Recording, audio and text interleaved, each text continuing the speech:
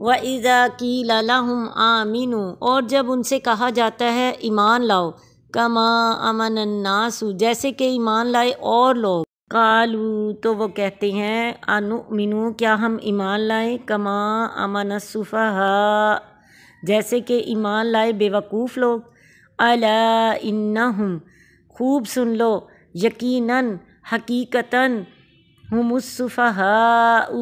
وہی بے وقوف لوگ ہیں، ولکن لا یعلمون، اور لیکن وہ جانتے نہیں ہیں یہ بات۔ اس آیت میں ناس سے مراد سچے مومن ہے، یعنی مہاجرین و انصار وغیرہ، اور منافق انہیں احمق اس لیے کہتے تھے کہ یہ سچے مومن تھے، منافقوں کی طرح مفاد پرست نہیں تھے، بلکہ دین کی خاطر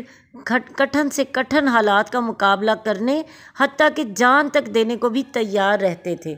وَإِذَا لَقُوا الَّذِينَ آمَنُوا، اور جب یہ ملتے تھے ایمان والوں سے، قَالُوا آمَنَّا، تو کہتے تھے کہ ہم ایمان لا چکے ہیں۔ وَإِذَا خَلَوْا، اور جب تنہائی میں، علیحدگی میں، إِلَىٰ شَيَاطِینِہِمْ، اپنے شیاطینوں یعنی کافر دوستوں سے ملتے ہیں تو کیا کہتے ہیں، قَالُوا إِنَّا مَعَكُمْ، کہ ہم تو تمہارے ہی ساتھ ہیں، إِنَّمَا نَحْنُ مُسْتَہْزِئُونَ،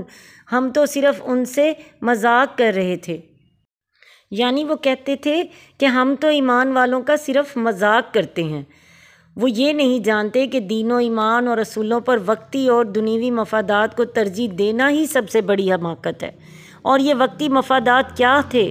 وہ مسلمانوں کی طرف سے ان کے جان و مال کی حفاظت، مسلمانوں سے رشتے ناطے کرنا، اور اگر جنگ میں شامل ہوں، خواہ ان کے دلی ارادے کیسے ہی ناپاک ہوں، فتح کی صورت میں انہیں اموال غنیمت سے حصہ مل جاتا تھا۔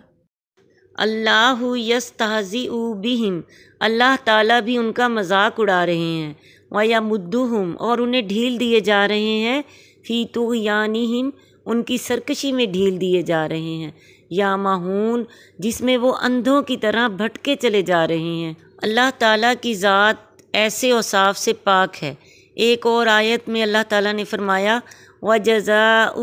سَیِّئَةٍ سَیِّئَةٌ مِثْلُهَا، برائی کا بدلہ اس کی جیسی برائی یا اتنی ہی برائی ہے۔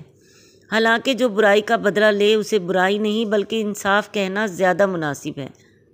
اسی طرح یہاں بھی اللہ تعالیٰ کے جواباً مذاق اڑانے سے مراد منافقوں کو ان کے استہزاء کا پورا پورا بدلہ دینا ہے، نہ کہ ان کی طرح مذاق اڑانا، مگر محاورے میں استہزاء کا لفظ ہی جواب کے طور پر استعمال ہوگا، اور اللہ تعالیٰ ان کے استہزاء کا جواب اس صورت میں دیں گے کہ عنقریب ان کے سارے پول کھول دے گا، جس سے یہ لوگ دنیا میں ذلیل و رسوا ہوں گے اور آخرت میں عذاب علیم سے دوچار ہوں گے۔ جیسے کہ اللہ تعالیٰ نے اس آیت میں فرمایا کہ اندھوں کی طرح بھٹکے چلے جا رہے ہیں، یہاں اندھوں سے مراد دل کا اندھا یا نور بصیرت سے خالی ہونا ہے، جبکہ آنکھ کے اندھے کے لیے امیون کا لفظ آتا ہے، گویا منافقوں کو حق بات سوجتی ہی نہیں۔